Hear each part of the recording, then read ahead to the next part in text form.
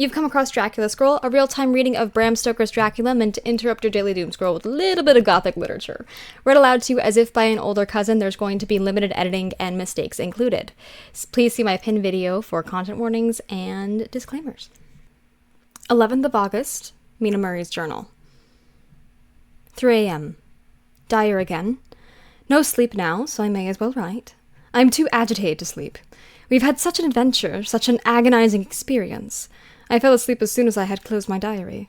Suddenly, I became broad awake and sat up with a horrible sense of fear upon me, and of some feeling of emptiness around me. The room was dark, so I could not see Lucy's bed.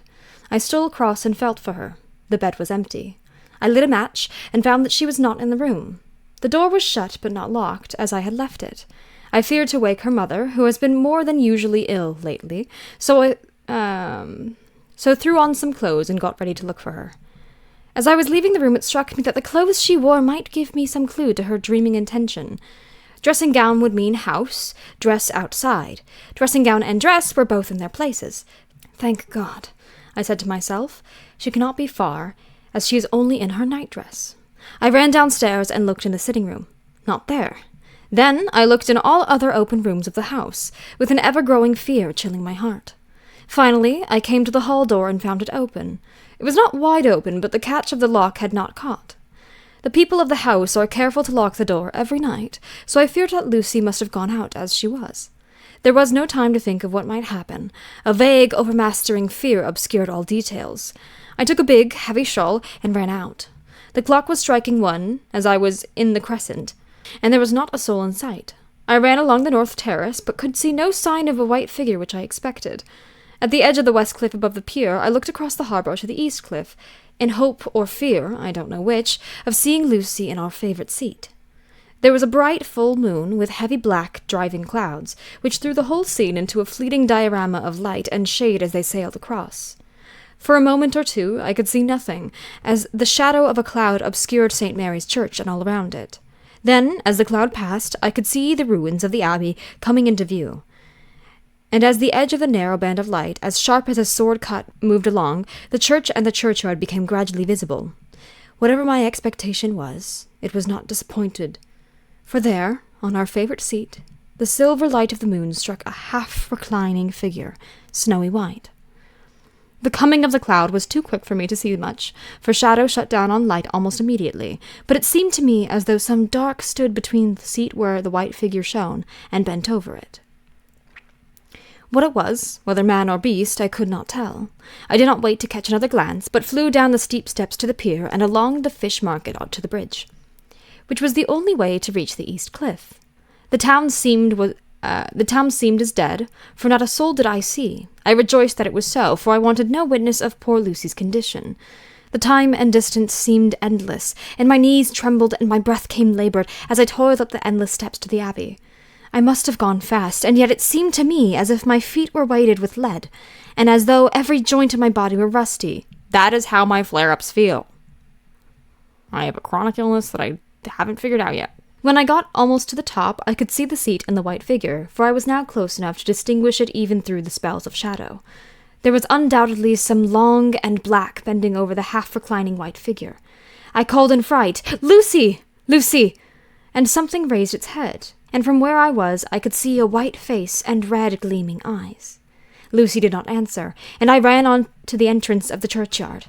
As I entered, the church was between me and the seat, and for a minute or so I lost sight of her. When I came in view again, the cloud had passed, and the moonlight struck so brilliantly that I could see Lucy half reclining, with her head lying over the back of the seat. She was quite alone, and there was no sign of any living thing about. When I bent over her, I could see that she was still asleep. Her lips were parted, and she was breathing, not softly, as usual with her, but in long, heavy gasps, as though striving to get her lungs full at each breath. As I came close, she put up her hand in her sleep, and pulled the collar of her nightdress close round her throat. Whilst she did so, there came a little shudder through her, as though she felt the cold. I flung the warm shawl over her, and drew the edges tight round her neck, for I dreaded lest she should get some deadly chill from the night air, unclad as she was. I feared to wake her all at once, so, in order to have my hands free that I might help her, I fastened the shawl at her throat with a big safety pin. But I must have been clumsy in my anxiety, and pinched or pricked her with it, for, by and by, when her breathing became quieter, she put her hand to her throat again and moaned. When I had her carefully wrapped up, I put my shoes on her feet, and began very gently to wake her. At first she did not respond, but gradually she became more and more uneasy in her sleep, moaning and sighing occasionally. At last, as time was passing fast, and for many other reasons, I wished to get her home at once. I shook her more forcibly, till finally she opened her eyes and awoke. She did not seem surprised to see me, as, of course, she did not realize all at once where she was. Lucy always wakes prettily, and even at such a time, when her body must have been chilled with cold, and her mind somewhat appalled at waking unclad in a churchyard at night, she did not lose her grace. She trembled a little and clung to me. When I told her to come at once with me home, she rose without a word, with the obedience of a child.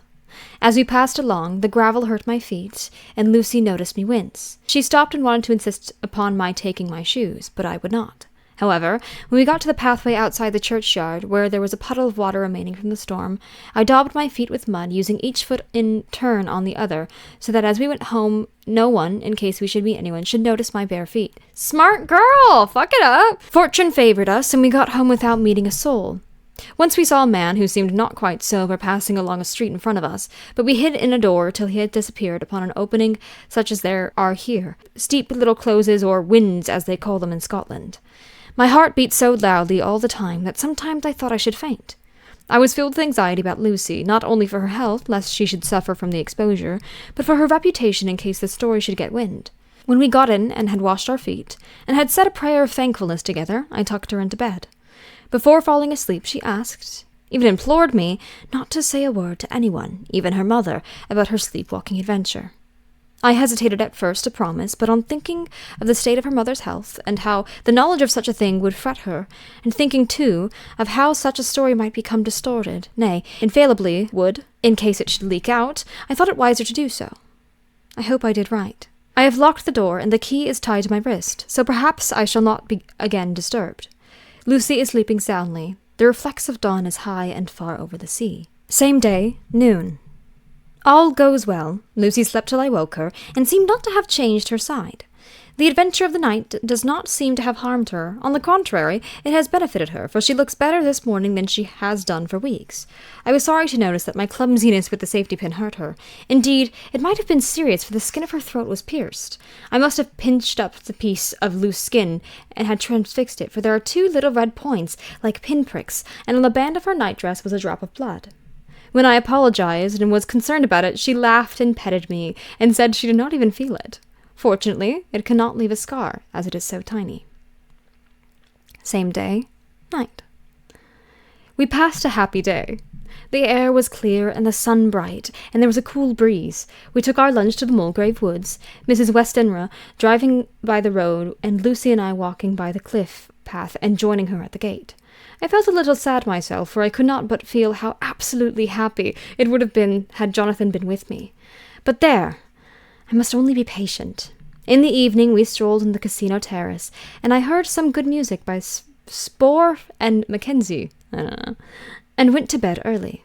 Lucy seems more restful than she has been for some time, and fell asleep at once. I shall lock the door and secure the key the same as before, though I do not expect any trouble tonight.